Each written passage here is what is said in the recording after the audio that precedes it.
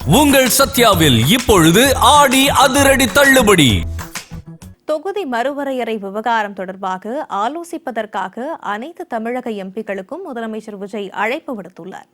காவிரி விவகாரத்தில் அனைத்து கட்சி கூட்டத்திற்கு செவிசாய்க்காத தவிக அரசு ஏற்பாடு செய்துள்ள இந்த கூட்டத்தில் திமுக, அதிமுக உள்ளிட்ட கட்சிகள் பங்கேற்குமா என கேள்வி எழுந்துள்ள நிலையில் தமிழக அரசியல் களத்தின் அடுத்த கட்ட நகர்வு குறித்து விவரிக்கிறது இந்த செய்தி தொகுப்பு. தொகுதி மறுவரையறை மசோதாவை செயல்படுத்த துடிக்கும் மத்திய அரசு கடந்த ஏப்ரல் மாதம் நடைபெற்ற நாடாளுமன்ற கூட்டத்தொடரில் மகளிர் இடஒதுக்கீடு மசோதாவுடன் இணைத்து அறிமுகப்படுத்தியிருந்தது. ஆனால் 2/3 பங்கு பெரும்பான்மை இல்லாததால் இந்த மசோதா தோல்வியடைந்தது. எனினும் தற்போது இந்த மசோதாவை மீண்டும் கையில் எடுத்து நிறைவேற்ற மத்திய அரசு முயற்சி மேற்கொண்டு வருகிறது.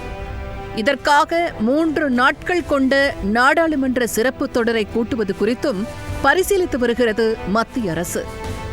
இந்த தொகுதி மறுவரையறை நடவடிக்கையால் மக்களவை தொகுதிகளின் எண்ணிக்கை குறைந்து நாடாளுமன்றத்தில் தமிழகத்திற்கான பிரதிநிதித்துவம் குறையக்கூடும் என்ற அச்சம் நிலவி வரும் சூழலில் தமிழக எம்பிக்களின் ஆலோசனைக் கூட்டத்திற்கு அழைப்பு விடுத்திருக்கிறார் முதலமைச்சர் விஜய்.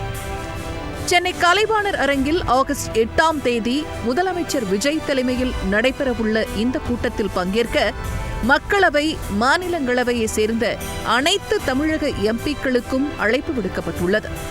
இக்கூட்டத்தில் தொகுதி மறுவரையறைக்கு எதிராக முக்கிய தீர்மானங்கள் நிறைவேற்றப்படலாம் என எதிர்பார்க்கப்படும் நிலையில் திமுக உள்ளிட்ட எதிர்க்கட்சிகள் பங்கேற்குமா என்று கேள்வி எழுந்துள்ளது.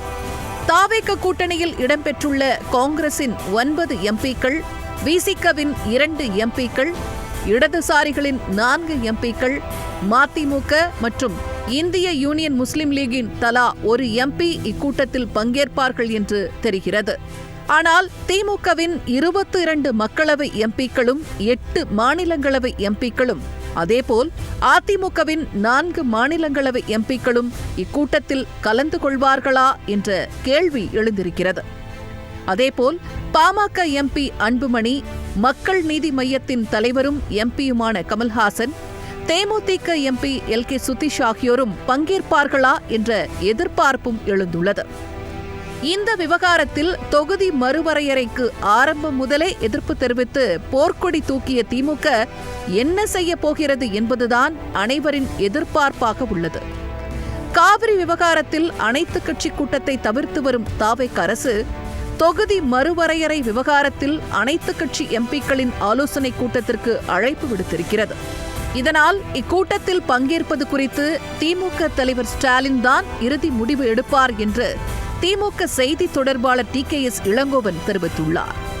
அதை நாளை தலைவர் தான் முடிவு செய்வார். கலந்து கொள்வதா வேண்டாமா என்பது குறித்து தலைவர் முடிவு செய்வார். எங்களுடைய நிலைப்பாடை நாங்கள் வெளிப்படையாக சொல்லி இருக்கிறோம். கடந்த நாடாளுமன்ற கூட்டத்தொடரில் இது குறித்து ஒரு சட்டம் முன்வரைவு வைக்கப்பட்ட நேரத்தில் அதை எதிர்த்து அதை நாங்கள் ஏற்றுக்கொள்ளவில்லை. பாஜகவுக்கு தங்களுக்கு ஏற்ப அது சரியாக இருக்கும் என்ற எண்ணத்திலே அவர்கள் அதை செய்திருக்கிறார்கள். அதை நாங்கள் ஏற்கவில்லை. அதே வேளையில் எம்பிக்கள் கூட்டத்திற்கு முதலமைச்சர் அழைப்பு விடுத்துள்ளதன் மூலம் அவரது ஜனநாயக பண்பு வெளிப்படுகிறது என தவிகவை சேர்ந்த நாஞ்சில் சம்பத் கருத்து தெரிவித்திருக்கிறார். தமிழகத்தின் முதல்வர் தளபதி விஜய் இன்றைக்கு இந்த அறிவிப்பு விடுத்திருப்பதன் மூலம் அவருடைய ஜனநாயக பண்பு வெளிப்படுகிறது. தொகுதி வரையறையில் தமிழ்நாடு வஞ்சிக்கப்படுவதற்கான வாய்ப்பு இருக்கிறது என்று ஏற்கனவே நாம் பேசி வந்திருக்கிறோம்.